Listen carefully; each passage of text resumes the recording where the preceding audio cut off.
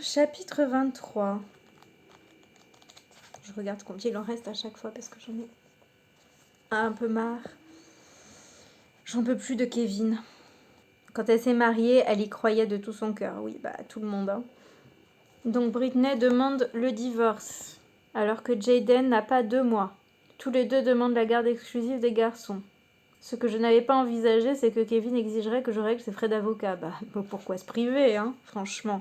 Elle n'avait pas non plus envisagé que du point de vue juridique, comme c'est elle qui demandait le divorce, la presse allait la tenir pour responsable d'avoir brisé ma jeune famille. Bah oui, quand même. Elle était très mal conseillée. Hein. Donc il y a eu une grosse couverture médiatique, il y a fait beaucoup de promos à l'album de Kevin. Tout le monde déteste quand même Kevin. Mais Britney, ça lui fait de la peine parce que c'est quand même le père de ses enfants. Bah désolé, on le déteste, il est détestable. Donc Britney dit qu'on lui a pas expliqué les codes du showbiz, qu'elle était naïve et ignorante, qu'elle était jeune, donc elle a commis pas mal d'erreurs. Mais elle insiste. Je n'étais pas une manipulatrice, j'étais tout simplement bête. Elle faisait confiance aux autres, mais après sa rupture avec Justin et son divorce avec Kevin, elle n'a plus fait confiance à personne. Chapitre 24. Elle dit du bien de Paris Hilton. Une grande partie des Américains la critiquent parce qu'elle passait l'essentiel de son temps à faire la fête, mais moi je trouvais qu'elle avait beaucoup de classe. Elle est très distinguée. Bon, et Paris c'est très gentil avec elle, elle vient la voir pour lui remonter le moral et tout. Donc ça c'est sympa. Donc Paris, elle veut l'emmener faire la fête pour lui remonter le moral. Elle est sortie avec Paris pendant plusieurs heures, elle est rentrée tard, elle avait bu et tout le monde a dit que c'était la pire mère du monde. Britney dit qu'elle a jamais eu de problème avec l'alcool. C'est bien parce que vu qu'elle buvait avec sa mère alors qu'elle avait 13 ans et qu'elle a jamais pris de drogue. Et la fameuse soirée qu'elle a passée avec Lindsay Lohan et Paris Hilton, elle a juste bu. Donc un soir, elle sort avec Paris Hilton et je crois Lindsay Lohan. Elle rentre un peu pompette et sa mère lui fait la leçon. Et Britney, elle est pas contente parce qu'elle dit j'avais pas le droit de m'amuser. Chapitre 25. C'est pas très intéressant quand même. Donc ces garçons donnaient du sens à sa vie. Kevin profite du fait que Britney est sortie pompette pour demander la garde exclusive des garçons et qu'on ne devrait plus les lui confier. Donc au début, Britney elle croit que c'est une blague. Il prend les enfants et il empêche Britney de les voir pendant plusieurs semaines.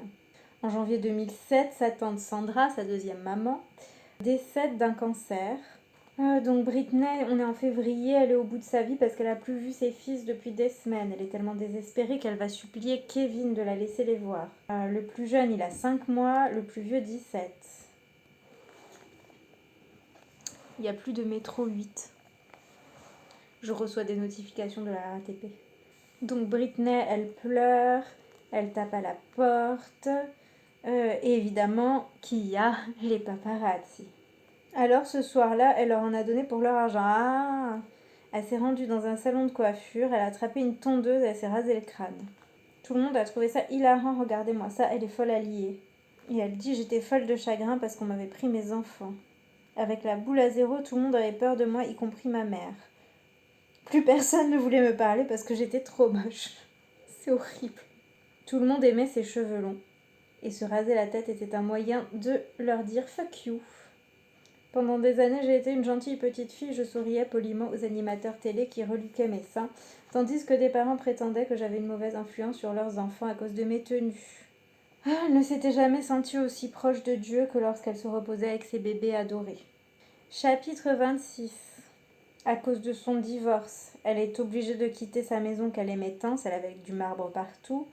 Elle devait désormais vivre dans un banal cottage dans le style anglais à Beverly Hills. Je demande à voir le banal cottage. Donc elle retourne voir ses enfants chez Kevin avec une copine à elle. Il y a des paparazzi qui la suivent et qui veulent lui poser des questions. Elle veut qu'ils lui foutent la paix, ce qui est tout à fait compréhensible. Il provoque Britney en lui posant des questions méchantes. C'est à ce moment-là qu'elle a craqué. Elle a attrapé le seul objet qu'elle avait sous la main, un parapluie. Elle est sortie de sa voiture et elle a tapé sur sa voiture, même pas sur lui. Elle aurait dû, en tant qu'affaire. Elle a tellement eu honte qu'elle a écrit une lettre d'excuse à l'agence photo. Et dans un documentaire qui est consacré à Britney, ce paparazzi a déclaré: c'était pas une bonne soirée pour elle, mais pour nous c'était une super soirée parce qu'un plan comme ça vaut de l'or. C'est horrible. D'après Essam, donc attends, Essam c'est... Mais il s'appelle pas Essam. Désormais mon mari, se raser la tête est devenu un symbole pour les jolies filles. C'est une façon de refuser les canons de la beauté. Et Sam fait tout pour m'aider et à digérer cet épisode. Ça le désole. Et Sam, c'est Sam. C'est le mari de Britney. Il divorce là. Donc, chapitre 27. Donc tout le monde dit à Britney d'aller en cure de désintox. Elle estime que c'est juste qu'elle est en colère et qu'elle est très très triste et qu'elle prend aucune substance. Mais elle accepte d'y aller. Parce qu'elle se dit que ça pourrait lui faire du bien. Et elle tombe sur son père. Et il lui dit: c'est honteux ce que tu fais. Non mais l'autre alcoolo là, on lui a demandé. Donc quand elle ressort de désintox, elle a pu obtenir temporairement une garde partagée équitable. Donc il y a son album Blackout qui sort. Elle doit chanter Gimme More aux Video Music Awards. Ah oui. Son équipe insiste pour qu'elle y aille pour montrer qu'elle est en pleine forme. L'ennui c'est que je ne l'étais pas, effectivement. En coulisses, rien n'allait, ni sa tenue, ni ses extensions capillaires. Elle n'avait pas dormi de la nuit, elle avait la tête qui tournait. Ça faisait moins d'1 an qu'elle avait accouché et tout le monde était choqué qu'elle n'ait pas un corps d'athlète. C'était incroyable que je sois obligée de monter sur scène dans un tel état. C'est bien, j'ai l'impression que enfin, quand même, maintenant, c'est super mal vu de parler comme ça du corps des femmes. Enfin, pas tout le temps, mais j'avais vu que Victoria Beckham, quand elle avait accouché de son fils, ça faisait genre quelques semaines qu'elle avait accouché, il l'avait fait monter sur une balance pour voir si elle avait perdu son poids de grossesse. Je dirais pas ce que je pense des gens qui font ça parce que ça, je ferais sauter ma vidéo, je pense. Elle a croisé Justin dans les coulisses. Tout allait très bien pour lui, bah oui, connard. Va. Il était au top sur tous les plans, il était super classe. Mais non, il est moche, Britney. Et Britney, elle se sent comme une merde. Elle se trouve moche, elle est mal fagotée, elle est pas en forme et elle sait que ça va être une catastrophe. Et ensuite, il y a Sarah Silverman, qui est une humoriste, qui est montée sur scène pour mettre Britney en boîte. Je me rappelle pas du sketch. Elle dit que ces bébés sont les plus adorables erreurs de jeunesse qu'on ait jamais vues. Wow. Mais Britney n'a pas entendu parce qu'elle est en train de pleurer en coulisses. Tout le monde s'est moqué de la prestation de Britney, j'avoue. Ses managers ont décidé de démissionner. Un de ses gardes du corps a affirmé au tribunal qu'elle prenait de la drogue. Une experte en parentalité commise d'office a déclaré à la barre que Britney s'occupait bien de ses enfants. Mais ça n'a pas fait la une de la presse. Chapitre 28. En janvier 2008, un jour où elle avait les garçons, un garde du corps qui travaillait autrefois pour Britney et qui était désormais employé par Kevin. Ils ont aucune loyauté ces gens-là quand même. Hein.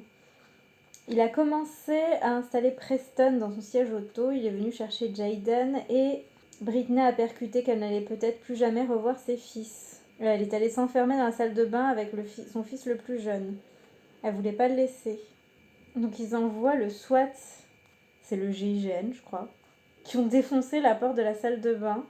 Ils l'ont foutu sur un brancard, ils l'ont conduite à l'hôpital. Bon, ils l'ont laissé ressortir direct, mais ça a joué contre elle. Évidemment, au tribunal, ils lui ont dit qu'elle ne pourrait pas voir ses enfants aussi souvent qu'avant.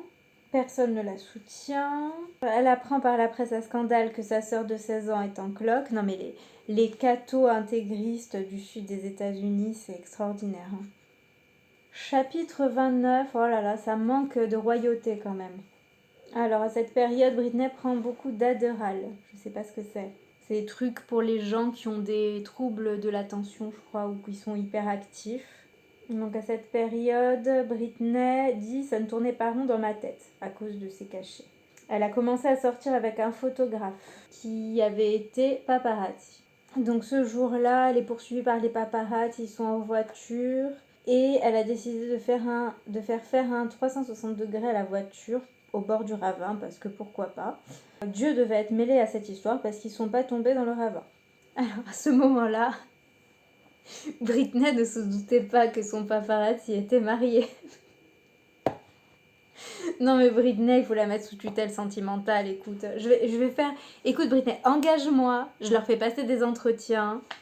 J'espère que t'es pas pressée de retrouver un mec parce que ça va être compliqué. Mais franchement, je te les trie parce que elle a su qu'après leur rupture. À cette période, elle sortait, c'est parce qu'elle était triste, infiniment triste, et ses enfants lui manquaient. Donc en fait, elle en veut à mort à sa mère, parce que sa mère lui a dit quand même une fois qu'elle était irresponsable parce qu'elle s'est sortie bourrée. Ça va quand même, Donc Britney, elle décide de se rebeller, elle s'exprime comme si elle était folle. Elle parle extrêmement fort, partout. Quand elle sortait dîner avec du monde, elle pouvait s'allonger sur la table. Elle perdait complètement les pédales. En fait, non, je ne perdais pas les pédales, elle était furieuse, elle était hors d'elle. Un jour, sa mère appelle Britney. Elle lui dit qu'elle a l'impression que quelque chose ne va pas et qu'elle a appris qu'elle était recherchée par la police. Sa mère lui dit: Viens à la maison, on a envie de te parler. Britney y va et sa mère se comporte de façon très étrange. Donc Britney y va et elle se dit quand même il y a quelque chose qui cloche. Et son copain paparazzi aussi trouve ça bizarre. Soudain, ils entendent des hélicoptères s'approcher de la maison. Et c'est encore le GIGN. Putain, mais ils envoient le GIGN à Britney Spears, ils ont rien d'autre à foutre, franchement. Ce qu'elle ne savait pas à ce moment-là, c'est que son père avait, depuis son passage à l'hôpital, son père avait noué des liens très étroits avec Louise Lou Taylor, qu'il vénérait, qui allait jouer un rôle central dans la mise en place de la tutelle qui leur permettrait par la suite de prendre le pouvoir sur sa carrière. Donc attendez, là c'est important. Lou, elle venait de lancer une nouvelle société. Elle avait peu de clients sérieux. Et elle a bâti cette société sur le nom de Britney Spears. Donc les mises sous tutelle sont réservées aux individus privés de tout ou une partie de leur faculté intellectuelle et qui ne peuvent pas plus prendre soin d'eux. Britney, elle dit qu'elle était opérationnelle, qu'elle venait faire le meilleur album de sa carrière, qu'elle rapportait beaucoup d'argent à bon nombre de personnes. Et elle a découvert que son père touchait un salaire supérieur à celui qu'il lui versait. Mais, putain. Et il versait des millions de dollars à certains de ses proches. Donc il est possible de se retrouver sous tutelle pendant quelques mois, le temps de se remettre d'aplomb. Ils l'ont mise sous tutelle de la personne et sous tutelle des biens. Donc la personne peut gérer les détails de la vie courante, notamment son lieu de résidence si elle peut conduire, ses activités quotidiennes. Elle a supplié le tribunal de désigner quelqu'un d'autre. Elle aurait préféré le premier venu à son père. Hélas, c'est lui qui s'est vu confier le job. On est quand même en train de parler de cet homme qui me faisait pleurer quand je montais en voiture avec lui quand j'étais petite parce qu'il se parlait à lui-même, oui, effectivement. Et sous prétexte que j'étais folle, on ne m'a même pas laissé choisir mon propre avocat. En plus, l'avocat qui a été assigné à Britney défendait le père de Britney et elle le payait 426 000 dollars par an. Donc elle dit que quand elle avait besoin d'aide, son père était jamais là, mais quand il a fallu lui piquer son fric, il était soudain disponible. Sa mère, d'après Britney, sa mère n'a pas relevé le niveau, elle avait joué les innocentes et tout était planifié. Ils l'ont remise à l'hôpital contre son gré. Chapitre 30. Alors que sa vie s'écroulait, Maman Spears s'est mise à écrire ses mémoires. C'était le moment, c'était une bonne idée. Donc elle est allée faire la promo de son livre. Putain, mais elle a les pires parents quand même. Elle est allée faire les plateaux télé pour raconter toutes les bourdes de Britney pour promouvoir son livre. Britney, le matin, chaque fois qu'elle allumait sa télé, il y avait sa mère qui faisait la promo de son livre horrible. Faut que je retrouve les interviews de la mère de Britney. Chapitre 31. Donc elle dit qu'ils ont mis sa tutelle en place parce que soi-disant elle était incapable de faire quoi que ce soit, mais en même temps ils l'ont fait tourner dans un épisode de How I Met Your Mother quelques semaines plus tard, puis envoyé sur une tournée épuisante. Donc Britney a dit que pourtant elle gardait même ses tickets de caisse pour faire ses comptes. Elle a jamais pris de drogue, elle a jamais cassé, fait des trucs graves. Et son père lui a dit: Britney Spears désormais c'est moi. Chapitre 32. Donc à chaque fois qu'elle veut sortir avec quelqu'un, comment dire, il lui faut un interrogatoire. Donc évidemment, plus personne ne veut sortir avec Britney. Donc, Britney, elle appelle son avocat pour qu'il l'aide. Et elle savait pas qu'elle avait le droit de prendre un autre avocat. Donc Britney, elle a super peur qu'il la remette, qu'il la ligote encore à un brancard. Donc elle décide de faire ce qu'ils lui disent de faire. Donc Britney travaillait beaucoup avant tout ça avec Félicia, une certaine Félicia, elle en parle souvent, elle était tout le temps avec elle et tout. Et elles se sont perdues un peu de vue quand Britney a arrêté les tournées et quand elle a dû refaire une tournée. Félicia n'a plus jamais été son assistante. Elle a appris par la suite que son père l'avait informée qu'elle voulait plus jamais travailler avec elle, ce qui était faux. On l'a coupée de plein d'amis proches. Donc c'est là qu'ils ont commencé à la gaver de médicaments. Ils ont mis des contrôles parentaux sur son iPhone. Tout était passé au peigne fin et sous surveillance, absolument tout. Elle devait se coucher tôt, se lever tôt, obéir à leurs ordres. Comme dans Un jour sans fin, ça a duré 13 ans, putain. Et elle a joué le jeu pour ses enfants. Comme elle a joué le jeu, elle a eu le droit de les revoir. Donc pour contrarier personne et pour pouvoir voir ses gosses, elle a payé les frais de justice de Kevin, ainsi que la pension alimentaire. Donc là, elle raconte tout ce qu'elle a fait, les tournées, les émissions, les trucs, les machins. Encore une fois, elle se demande pourquoi, si elle était folle et incapable de faire quoi que ce soit, ils l'ont envoyée faire une tournée qui a rapporté plus de 130 millions de dollars, dont 5% sont revenus à la société de Lou Taylor. Donc son père, il s'était fait verser un salaire. La tutelle lui a tellement profité qu'il est devenu multimillionnaire. Putain, j'ai hâte de voir le procès de ses parents, quoi.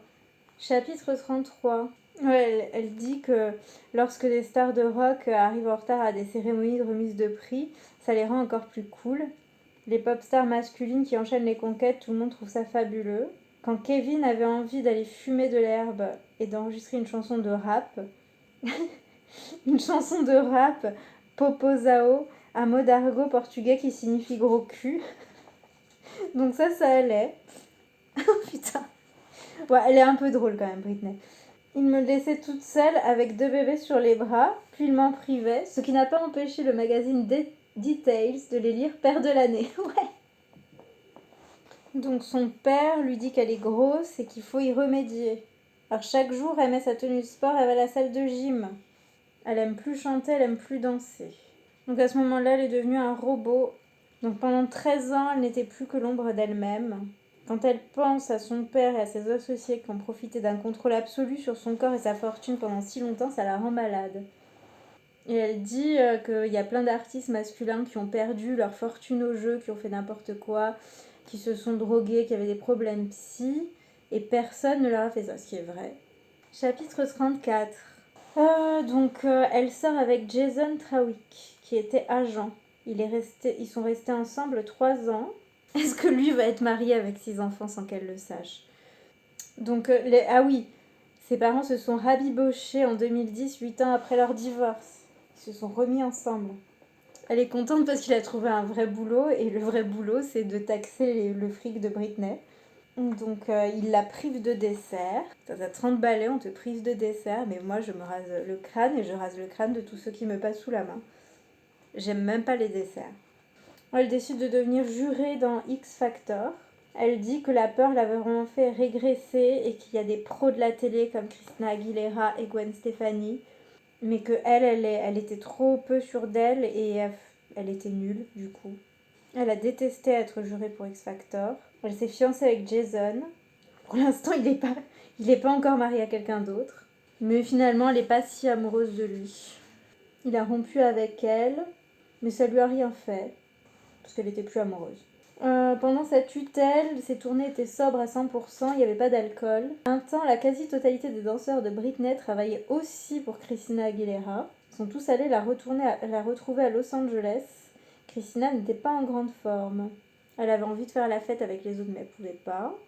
Elle a fait une chanson avec will.i.am, très réussie, Work Beach. Non mais, enfin, je sais qu'il y a des fans de Britney et de son œuvre, mais elle parle de créativité artistique et tout, mais c'est... Désolée Britney. Donc elle est allée à Las Vegas faire une résidence. Chapitre 35, elle est à Las Vegas, elle fait sa résidence. On est en 2013. Ses enfants ont 7 et 8 ans. Au début, c'était un bon plan.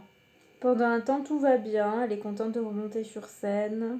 Elle sort avec un producteur télé qui s'appelle Charlie. Et Charlie, il est pro de nutrition et il prend des vitamines et des trucs comme ça. Et il décide d'apprendre à Britney sa routine pour être en forme. Donc Britney, elle le fait. Et elle se rend compte qu'elle est beaucoup plus en forme.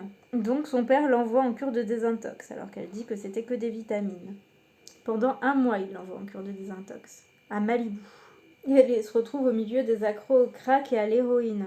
Son père l'a trouvée grosse. Alors, elle faisait des régimes, elle faisait du sport, mais il l'a trouvée quand même grosse.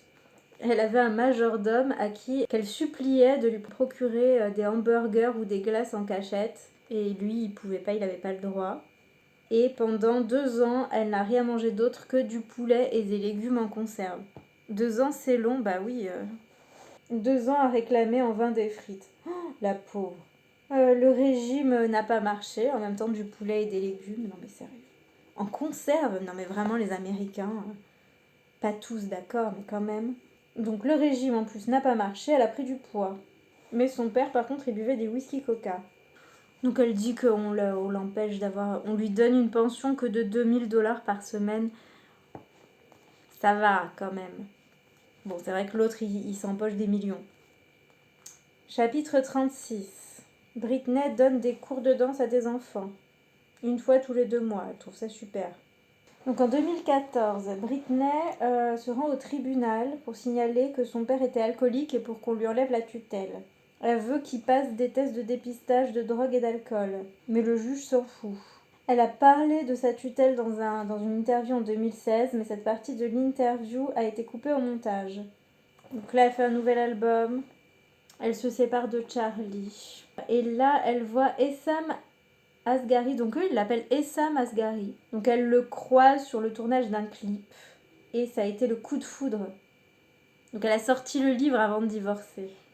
Donc le père de Britney il veut l'envoyer en hospitalisation parce qu'elle prend des compléments énergétiques qui sont en vente libre. Et il l'envoie aux alcooliques anonymes. Finalement elle y va, mais elle trouve que les personnes qu'il y a sur place sont trop cool. Elle s'est fait plein de copines. Donc un jour, Britney, après une série de concerts éprouvants, elle rentre chez elle et elle veut rester à la maison pour regarder un film avec ses fils et son père, il veut pas, il veut l'envoyer à une réunion des alcooliques anonymes. Et à ce moment-là, elle se rend compte qu'elle est dans une secte dont son père est le gourou. Une coiffeuse a vu l'emploi du temps de Britney et elle a trouvé ça affolant. Et elle lui a dit qu'il fallait qu'elle prenne du temps pour elle. Et le lendemain, la coiffeuse a disparu. Non, elle n'est pas morte, mais elle s'occupait plus des cheveux de Britney. Chapitre 37. Donc Britney dit que nous les filles, en tant qu'artistes de scène, on a un atout que n'ont pas les garçons, nos cheveux. Je suis bien d'accord. Durant ses pires heures de résidence à Las Vegas, elle portait des perruques très serrées. Ben, c'est très désagréable les perruques, je suis avec toi Britney. Et sur scène, pour faire chier tout le monde, elle bougeait pas, elle savait que tout le monde voulait qu'elle bouge ses cheveux et elle faisait exprès de pas trop bouger et d'être nulle et elle se rend compte que elle a puni aussi ses fans. Elle ralentissait sur scène, elle faisait comme beaucoup de gens font dans leur travail en fait quand ils sont pas considérés. Elle faisait tout, elle s'auto-sabotait sur scène. Elle reprend quand même du plaisir sur scène et elle est amoureuse de Sam. Et il parle d'avoir un enfant, elle a la trentaine. Et son père refuse qu'elle prenne un rendez-vous pour faire retirer son stérilet. C'est bien, c'est pas glauque. Elle dit que quand elle enregistrait en studio, on notait même l'heure à laquelle elle allait aux toilettes. Et elle a appris ensuite qu'ils arrivaient à voir les appels et les textos émis et reçus depuis son portable, y compris les messages privés qu'elle échangeait avec son petit copain, son avocat de l'époque et ses enfants. Son père avait demandé l'installation d'un micro chez elle pour pouvoir l'espionner.